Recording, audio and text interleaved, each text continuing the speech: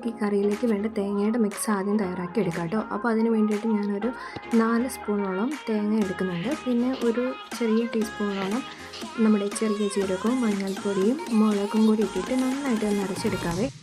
ഈ ഒരു പാത്രം ചൂടാകുമ്പോൾ നമുക്ക് അല്പം വെളിച്ചെണ്ണ ഒഴിച്ച് കൊടുത്തിട്ട് കടുക് പൊട്ടിച്ച് കൊടുക്കാം കേട്ടോ. കടുകൊക്കെ ഒന്ന് പൊട്ടി വരുമ്പോഴേക്കും ചെറുതാക്കി എറിഞ്ഞ സവോള ഇട്ട് കൊടുക്കാം. നിങ്ങൾക്കിതിന് ചെറിയ ഉള്ളിയാണെങ്കിലും ഉപയോഗിക്കാവുന്നതാണ്. ഇതിലേക്ക് ആവശ്യമായ കറിവേപ്പിലയും ഉപ്പും കൂടി ചേർത്ത് കൊടുത്തിട്ട് നമുക്ക് നന്നായിട്ടൊന്ന് വഴറ്റിയെടുക്കാം കേട്ടോ. ഈ ഒരു സമയം നമ്മൾ അരച്ച് വെച്ചിരിക്കുന്ന ആ തേങ്ങയുടെ മിക്സ് ഇതിലേക്ക് ചേർത്ത് കൊടുക്കാം. അപ്പോൾ ഈ തേങ്ങയുടെ മിക്സിൻ്റെ ആ ഒരു പച്ചമണമൊക്കെ ഒന്ന് മാറി വരാൻ വേണ്ടി നമുക്ക് നന്നായിട്ടൊന്ന് വഴറ്റിയെടുക്കാമേ. അപ്പോൾ ഇത് ഏകദേശം വഴണ്ടിട്ടുണ്ട്. ഇവിടെ ഞാൻ എടുത്തിരിക്കുന്നത് അച്ചിങ്ങ പയറാണ്. അത് ചെറുതാക്കി ഇതേപോലെ അരിഞ്ഞിട്ടുണ്ടായിരുന്നു. അത് ഈ ഒരു മിക്സിലേക്ക് ഇട്ട് കൊടുത്തിട്ട് നമുക്ക് നന്നായിട്ട് ഇളക്കി യോജിപ്പിക്കാവേ.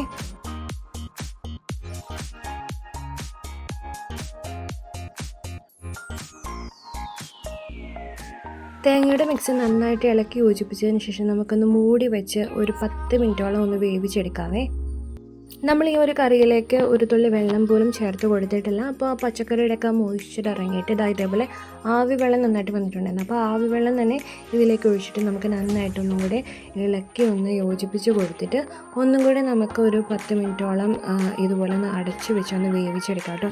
ഇതെല്ലാം ലോ ഫ്ലെയിമിലാണ് നമ്മൾ ചെയ്തെടുക്കേണ്ടത്. അപ്പോൾ ഏകദേശം ഇതേപോലെ ആവി വെള്ളം എഗെയിൻ വന്നിട്ടുണ്ട്.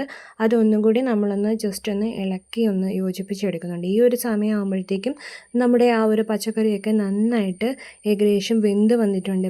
ഇപ്പോൾ കണ്ടാൽ നിങ്ങൾക്ക് മനസ്സിലാകും. അപ്പോൾ ഇത്രയേ ഉള്ളൂ, സിമ്പിളാണ് കേട്ടോ.